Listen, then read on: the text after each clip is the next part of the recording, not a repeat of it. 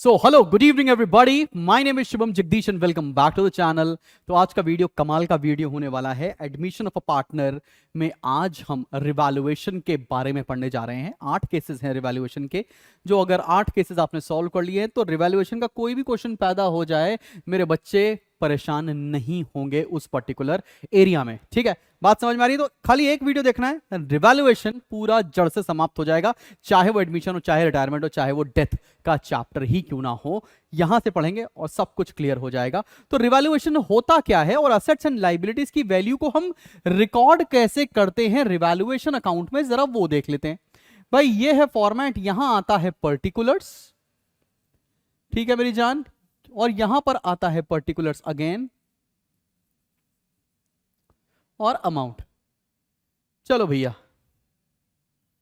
ये हम बना रहे हैं रिवैल्यूएशन अकाउंट। ये है डेबिट साइड और ये है क्रेडिट साइड। सिंपल। अब डेबिट साइड पर क्या रिकॉर्ड किया जाता है? जब भी लाइबिलिटीज बढ़ेंगी, जब भी लाइबिलिटीज बढ़ेंगी, एसेट कम होगा, रिकॉर्ड किया जाएगा डेबिट साइड पर।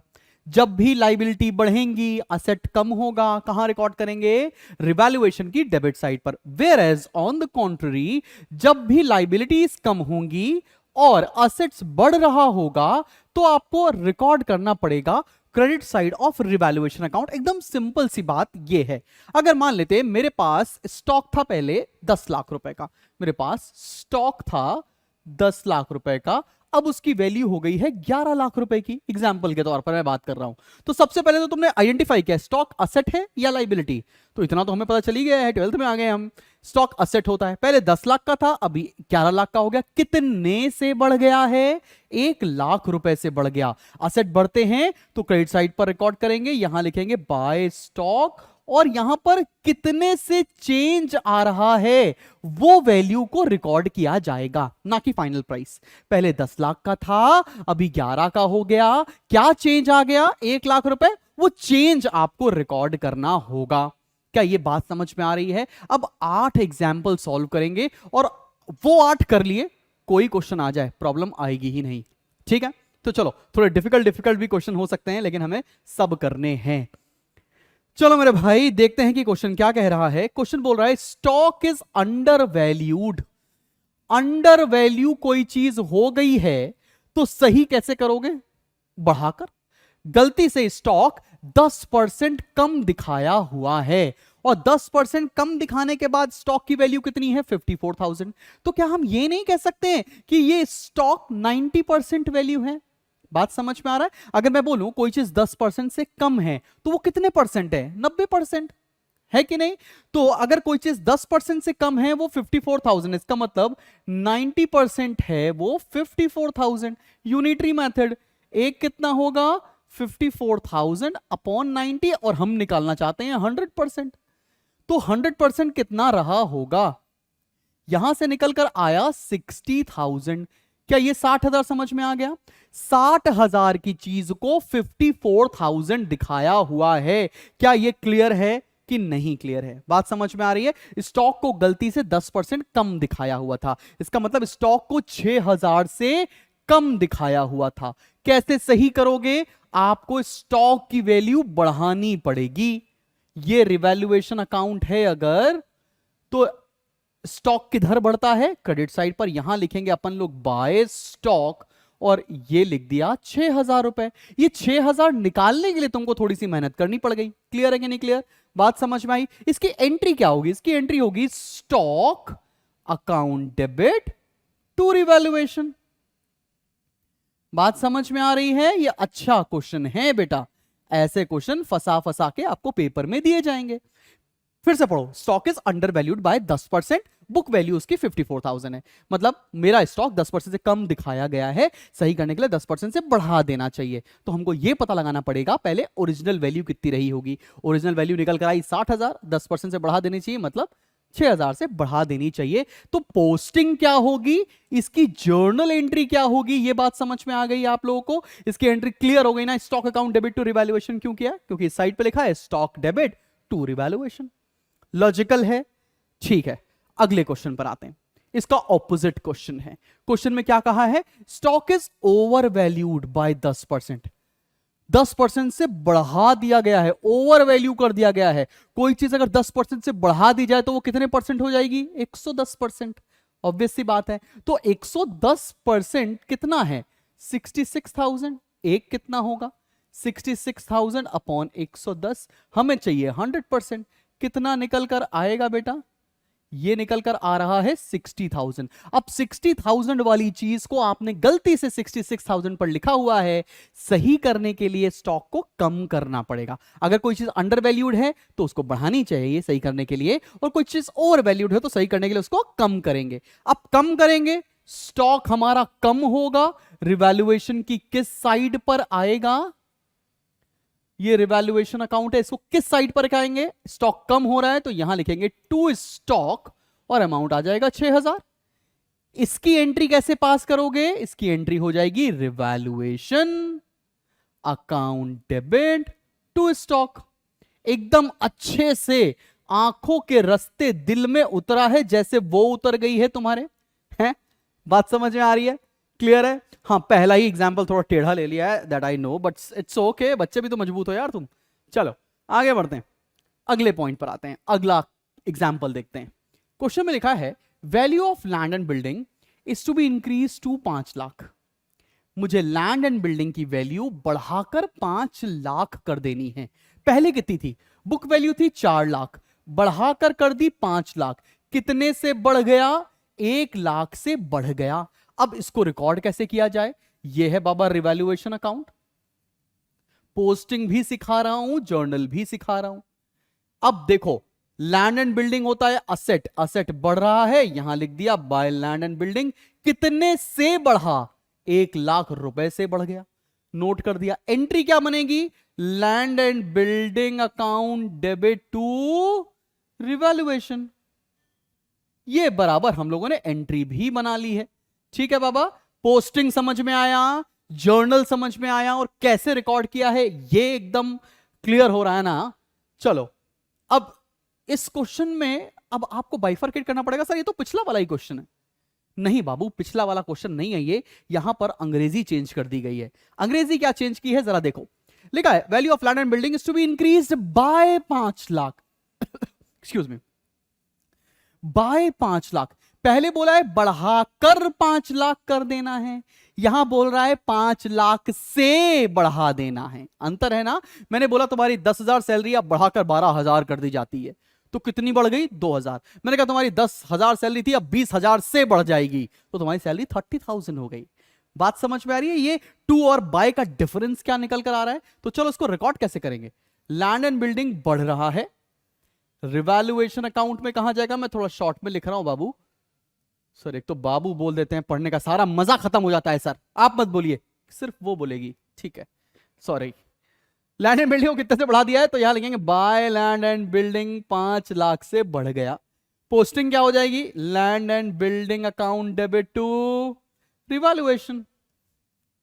5 लाख से लैंड एंड बिल्डिंग की वैल्यू बढ़ा दी गई है। क्लियर है? तो अब लैंड एंड बिल्डिंग की वैल्यू कितनी हो गई? 9 लाख रुपए। पहले 4 लाख थी, 5 लाख से बढ़ा दी, तो अब वैल्यू हो गई 9 लाख रुपीस की।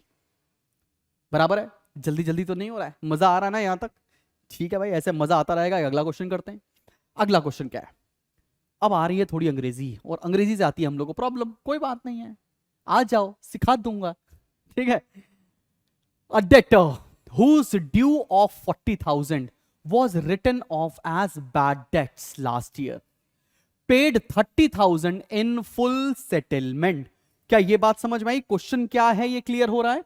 एक डेटर था जो कि बैड डेट्स हो गया था पिछले साल। इस साल वो 30,000 रुपए पे कर रहा है। तो कोई भी डेटर अगर हमें पैसा पे करता है तो उसकी एंट्री क्या होती है? या तो कैश अकाउंट या bank account. Debit to bad debts recovered. क्या ये बात समझ में आ रही कि नहीं आ रही? ये तो नॉर्मल एंट्री हम लोग पास करते ही करते हैं। कितना पैसा मिल गया? 30,000 रुपए तो हमें मिल गए। अब बैड डेट्स जो रिकवर हुए, इन्होंने हमारे एसेट को इंक्रीज कर दिया। कैश आ गया होगा ना इन फॉर्म, तो मेरा असेट बढ़ गया। असेट बढ़ेगा तो रिवैल्यूएशन की किस साइड पर दिखाएंगे? असेट बढ़ेगा तो रिवैल्यूएशन की किस साइड पर दिखाएंगे? क्रेडिट साइड पर, by bad debts recovered.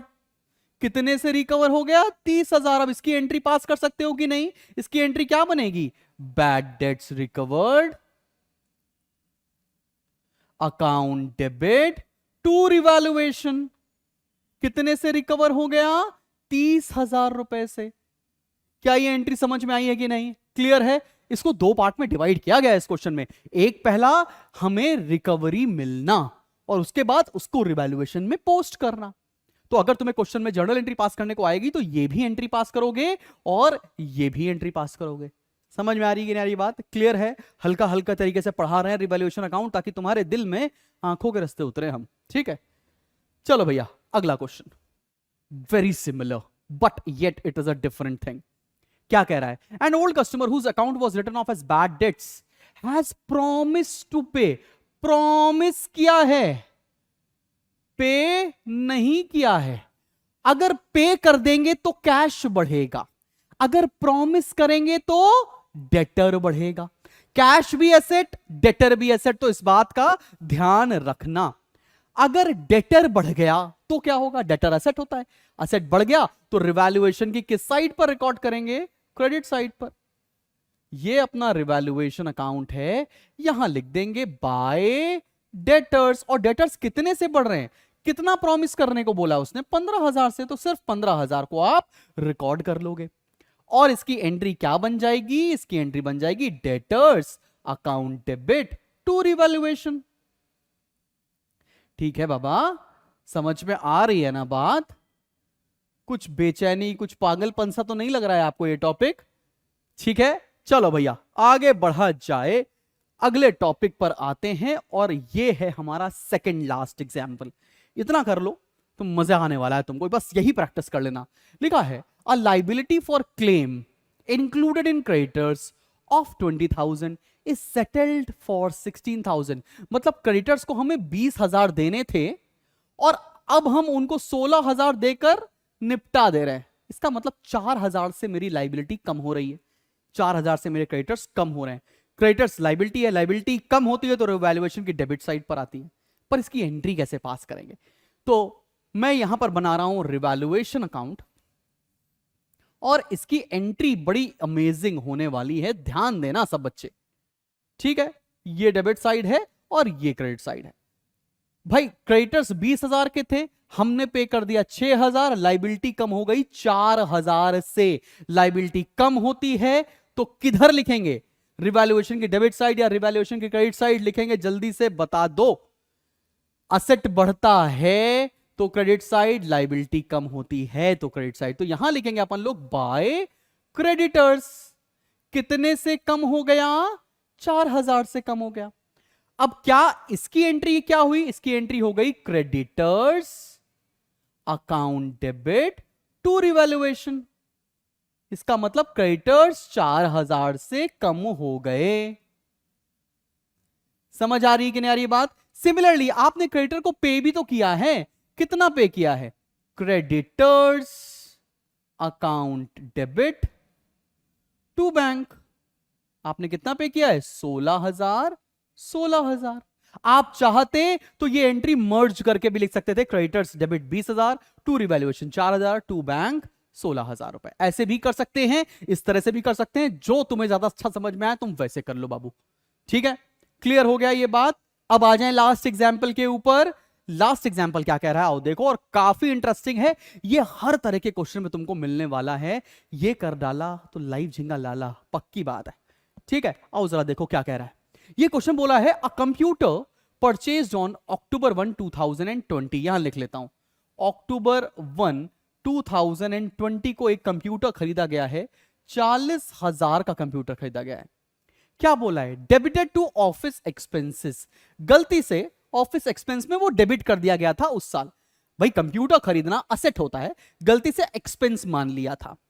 Is to be brought in to account on 31 March 2022। हमें इसको रिकॉर्ड कब करना है?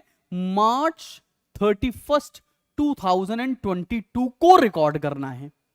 Charging depreciation at the rate 10% WDV। भाई लिया इतने में गया, बीच में डेप्रिसिएशन लगा, तो आज हम उसको किस वैल्यू पर रिकॉर्ड करें? पहले वो वैल्यू लेकर आएंगे, कैसे आएगी, साथ में असेट को रिकॉर्ड करना मतलब असेट का इंक्रीज करना होता है। तो चलो करते हैं। ये फाइनेंशियल ईयर कब खत्म हुआ होगा? 31 मार्च 2021। यहां से यहां कितने महीने होते हैं? 6 महीने। मतलब इस अमाउंट पर 6 महीने का डेप्रिसिएशन लगाना चाहिए आइडियली। तो कितना लगेगा? 40,000 रुपए का कंप्यूटर था, डेप्रिसिएशन है हमारा 10% फॉर 6 मंथ्स, तो ये आ जाएगा 2000। तो हमको लग गया डेप्रिसिएशन 2000। इसकी वैल्यू कितनी बची? 38,000। अब हम 31 मार्च 2021 हमको लेकर आ रहा है 31 मार्च 2022 को, मतलब पूरा एक साल का फिर से डेप्रिसिएशन लगाना पड़ेगा। और डेप्रिसिएशन का मेथड है WDV। 11th में तुम पढ़े नहीं थे? वहीं से ये बात आ गई है। तो 10% इस मेथड, इस वैल्यू पर लगाएंगे, कितना आ जाएगा? 3800। अब फाइनली क्या वैल्यू आ रही है वो बताओ। तो ये आएगी 34,200। इसका मतलब आज की डेट पे हमें जो कंप्यूटर है वो 34,200 की वैल्यू पर रिकॉर्ड करना है। तो कैसे रिकॉर्ड किया जाए? असेट रिकॉर्ड करना है, मतलब असेट का बढ़ना। तो बाय रिवैल्यूएशन अकाउंटिंग किस साइड पर लिखने बेटा? क्रेडिट साइड पर। क्या लिखे? बाय कंप्यूटर या बाय ऑफिस इक्विपमेंट करके भी कई किताबों में दिखाते हैं, कोई दिक्कत वाली बात नहीं है। कंप्यूटर लिख दो, ऑफिस इक्विपमेंट लिख दो, एक ही बात है। किस वैल्यू पर लेकर आ रहे हो? 34,200। इसकी जर्नल क्या बन जाएगी? Computer account debit to revaluation. कितना? 34,200। क्या एकदम अच्छे से तुम्हें समझ में आया है? अब छोटी सी एक रिक्वेस्ट कर रहा हूं, आज जाना, ये वीडियो देखना और ये सारे केसेस एक बार सॉल्व कर लेना। ऐसा हो ही नहीं सकता है कि आपसे कोई क्वेश्चन रिवैल्यूएशन का गलत हो जाए। तो आज के लिए इस वीडियो में इतना ही रखते हैं। Till then keep smiling and keep learning. मिलते हैं बहुत जल्दी एक नेक्स्ट वीडियो के साथ। Bye bye.